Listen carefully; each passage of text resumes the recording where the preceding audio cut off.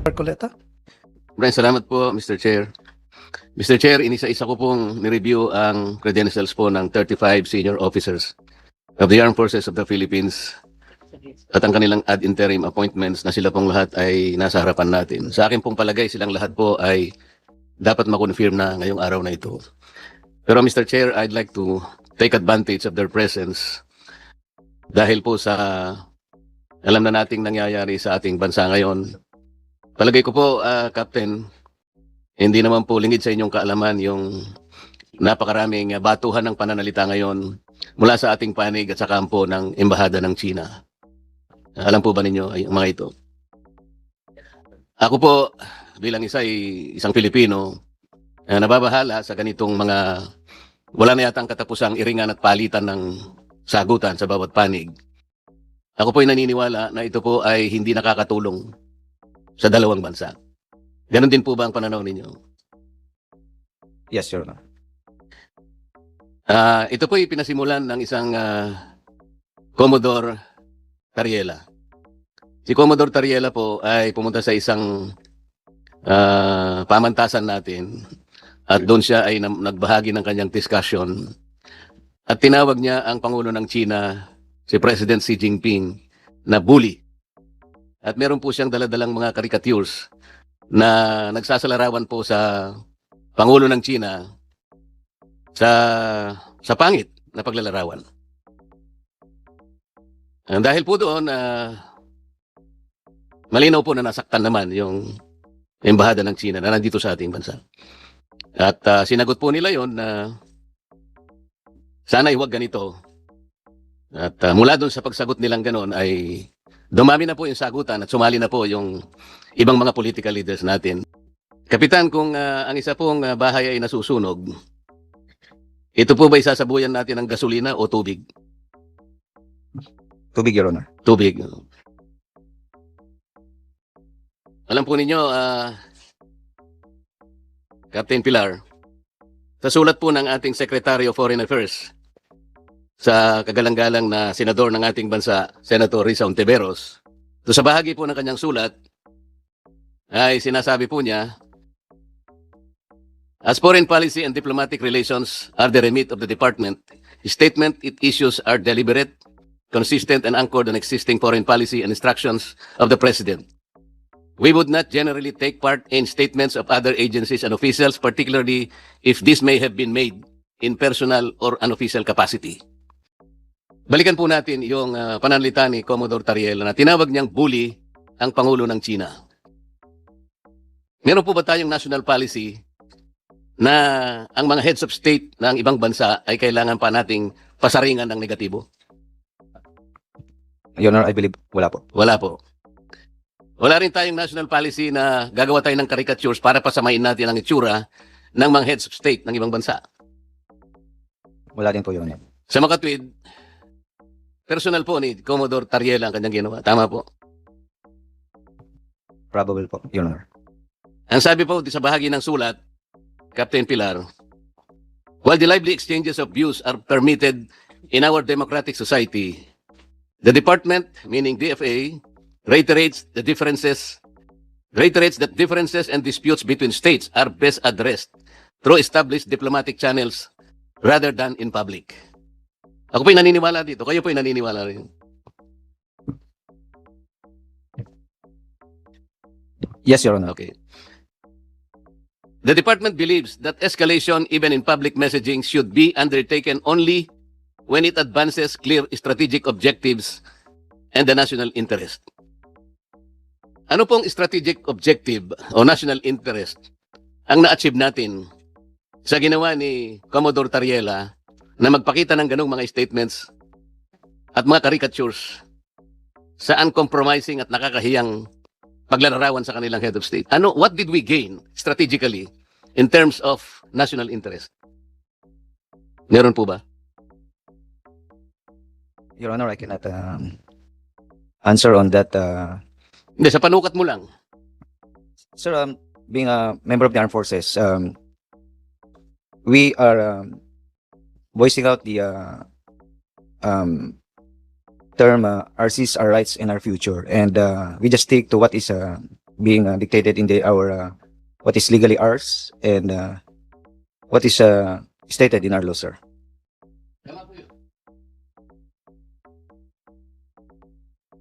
What is legally ours must be defended, must be protected, and we should fight it out to the last drop of our blood. Yung legally ours. At kasama po ninyo ako doon. Kami pong lahat sasama sa inyo doon. Si Commodore Tariela po is the head of the WPS Transparency Group Office. But, Captain, he was not as transparent as he should be in explaining to you and to our people that our exclusive economic zone and West Philippine Sea are two different animals. Ang sinasabi po nila, at tamang-tama naman po ito, meron na po tayong archipelagic baselines which were defined under Republic Act 9522. Malinaw na malinaw po yun. Walang pagtatalo dun. At mula dun sa archipelagic baselines na yun, madidefine natin ang exclusive economic zone, ang ating contiguous zone, ang ating territorial sea. Lahat po nandun. Ngunit, yun pong arbitral award, ang inaward lang sa atin at nilinaw, yung ating exclusive economic zone. Hindi po ni-rule ng arbitral award yung West Philippine Sea. Dalawang bagay po yun. Pinagsasama po nila yun. Alam po ninyo kung ba't tayo nagkakagulo, nagkakaproblema. Meron po tayong mga isla na occupied natin ngayon. Ito yung Kalayaan Island Group. Alam na po ninyo yon. Meron tayong 4 na features in the Kalayaan Island Group. Ito po yung Pagasa, yung Parola, yung Kota, at yung Lankiam. Captain, alam po ninyo yan. Incidentally, Mr. Chairman, itong 4 na features na occupied ng ating bansa, they are way, way beyond our EEZ. Wala po sila sakop ng EEZ. Alam po ba ninyo yon, Captain? Sagutin lamang po ninyo. Alam po ba ninyo na sila po'y wala dun sa limit ng ating exclusive economic zone? Be honest. It is beyond within our EEZ, sir. So, hindi po ninyo alam na sila po'y wala dun sa EEZ? Ang akala po ninyo, they're within our EEZ?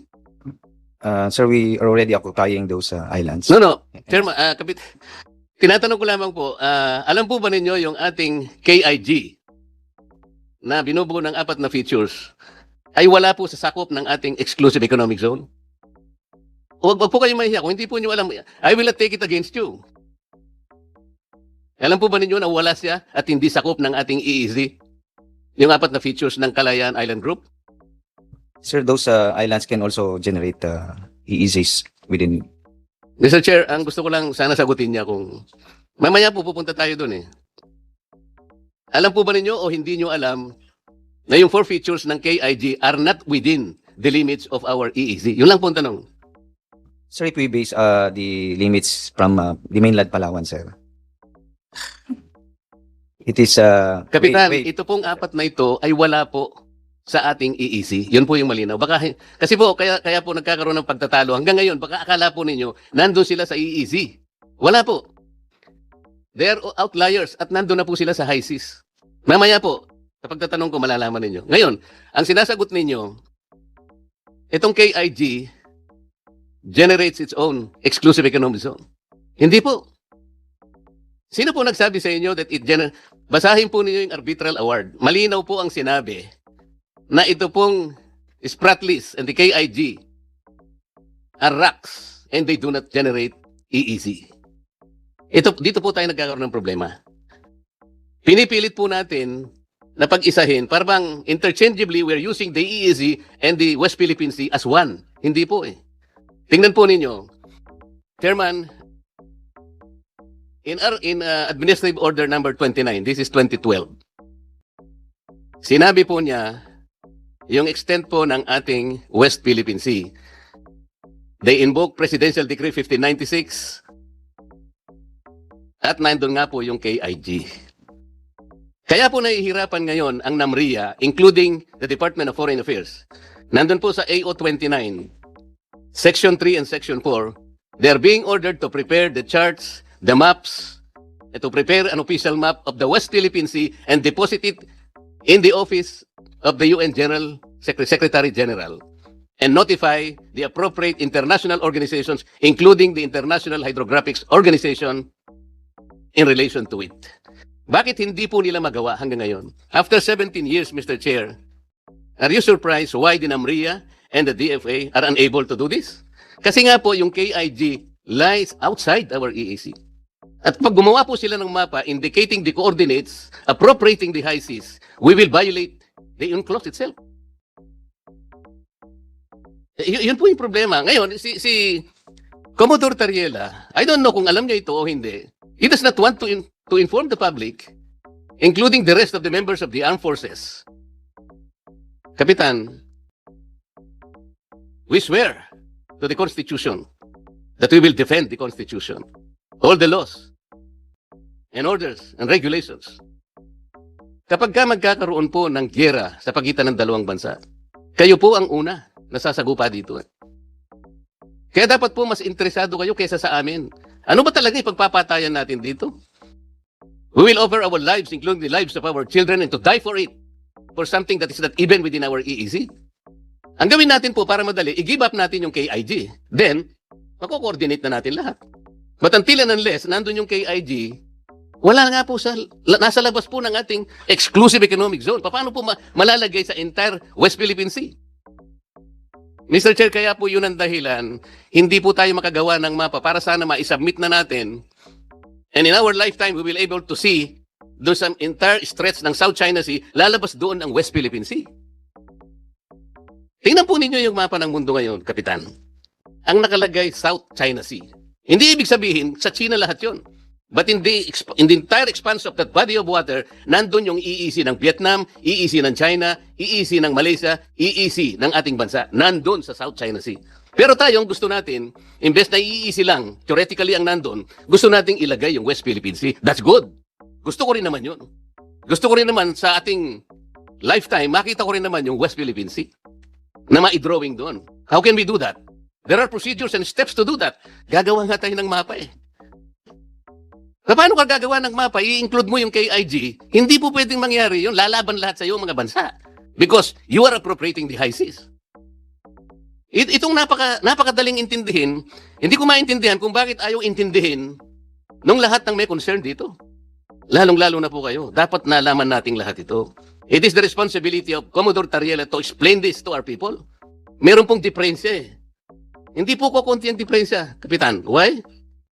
The distances are fixed. We cannot move in all these features into the EEZ. Sana mailipat sana natin. Ang Diyos lang makakagawa nun. Paano mo ililipat yung mga features na yun para ilagay dito sa lahat ng EEZ natin? We cannot do that. Pagkatapos, pag mayroong nagsasabi ng ganito, Kapitan, si Marcoleta pro-China. Hindi po. I have been always for this country. And I will always be. Pero hindi natin po pwede pagtalunan lang natin salitaan, megaphone diplomacy. Kaya tanong ko po sa inyo kanina, what economic benefits can we gain from this? What strategic motive can we gain from this? Kahapon po, Kapitan, I presented 2 maps before the Senate plenary. In that map, pinakita ko, ang mga bansang Vietnam, Malaysia, China, kahit nag-aaway-away sila, ipinakita ko doon. They were able to manage their differences and were able to develop and explore oil and gas in their areas. Alam po niyo, Vietnam, there were about 60 to 70 exploration in their areas, kasama ang China. Malaysia, about 30 to 40. Ang Pilipinas, 8 to 12 explorations.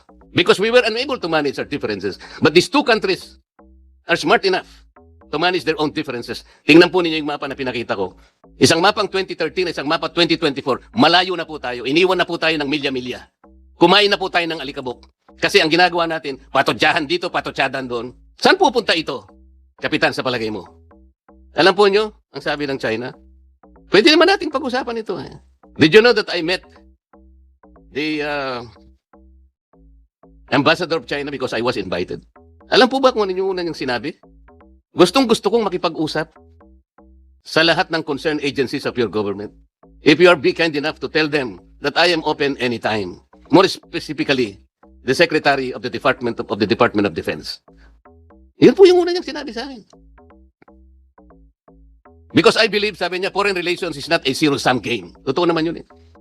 Walang dapat makakuha ng gain na nawalan yung isa. Pare-pareho tayong makinabang dapat. And sabi niya, an open discussion, a bilateral discussion is the first start. Bakit hindi po natin gawin yun? Yun lang naman ang pinakikiusap nila.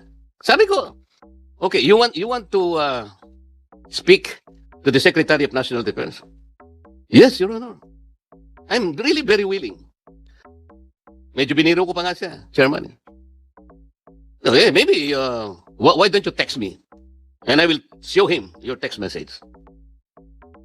Akala mo, papalabas pa lang ako sa kanilang embahada. Tinext niya na ako. Salamat, sabi niya, Senator Marcoleta, for visiting us. And at sa pag-offer mo na ikaw nang magsabi sa aking gustong mangyari na gusto kong makausap lahat ang concerned agencies of your country. More specifically, Secretary Gibo. Sinulat niya, more specifically, Secretary Gibo of the Department of National Defense. Sana man lang even over coffee. So alam po niyo yung, hindi ko po alam kung yung number po ni Secretary Gibo, yung pa rin. Para mas makasigurado ako, kinausap ko po, dahil meron kaming meeting ng ating Secretary of Foreign Affairs. Pinakita ko po sa kanya yung text message. At sabi ko sa kanya, pwede bang ibigay ko sa iyo para ikaw nang mag-transmit o mag-pass kay Secretary Gibo? Okay naman po sa kanya, Mr. Chair. So binigay ko, pinas ko sa kanya yan, at siya na daw po ang magbibigay kay Secretary Gibo. Sa ganito pong initiative, Kapitan, ako po ba'y pro-China, Kapitan? Pro-China po ba ako, Kapitan? No, sir. Salamat po sa inyong sagot. Hindi po ako pro-China kahit kailan. Ako po ay pro-Pilipinas at sa interes ng Pilipinas. Kung ang China po ay papayag na makipag-usap sa atin, lalong mabuti. Sinabi ko po sa kanya, Kapitan, bakit hindi natin pasimulan ang pag-uusap natin, Mr. Ambassador, sa mga bagay na pwede nating pagkasunduan? Halimbawa, yung mga isda. Wala namang may-ari ng mga isda eh. Bakit sa kabila ng inyong sigalot sa Vietnam, nagbarilan kayo, nagpatayan kayo, but in the end, you were still able to arrange an agreement between your country and the Gulf of Tonkin in the year 2000. Meron kayong kontrata ngayon. So wala na kayong sigalot sa pangisdaan.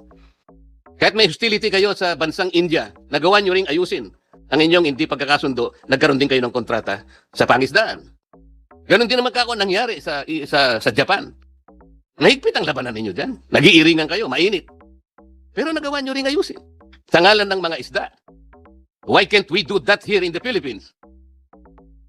Magandang tanong yan, sabi niya. Ang totoo niyan, initially, napasimulan na natin nung panahon ni Pangulong Duterte. Ang kaso lang, ngayon, ito nga, patutsadahan ng patutsadahan.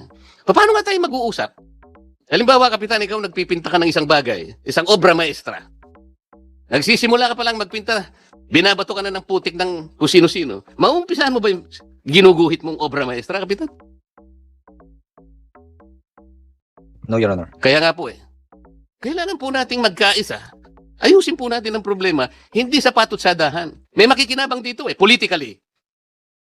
Yung nangangahas na akala mo hindi pwedeng gawin ng China yan. We are for the fishermen of this country. Akala mo napakagagaling.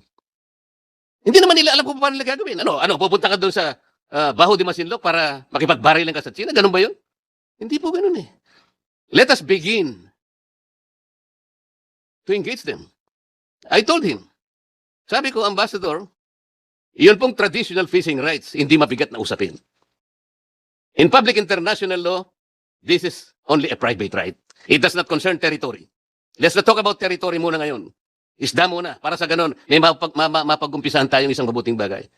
Preparado sila That's a good start, sabi niya sa amin. Kaso lang, walang gustong makipag-usap Kaya ko po sinasabi ito Ulitin ko po, Kapitan. I was never pro-China. I am pro-Philippines. Kung anong makakabuti sa ating bansa. Palaging ganun ang aking posisyon. Sana po, naintindihan niyo ako, Kapitan. Salamat po, Mr. Chair.